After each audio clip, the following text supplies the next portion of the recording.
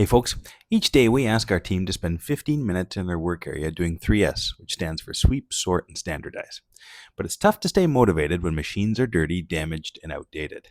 A neglected workspace leads to overlooked problems, lower morale, and a drop in pride. But one of the ways we've worked to sustain excellence and raise the bar across the shop floor is by systematically refurbishing our equipment. Here's our most recent upgrade. This 10-year-old CNC bender is a workhorse, but it was starting to show its age, so our maintenance team set about renewing it. Here's the improvement. Rust is removed, oil leaks are fixed, new gaskets are installed, and worn components are replaced to make it feel like new. The team even contacted the original manufacturer to match the exact Pantone colors for a fresh coat of paint.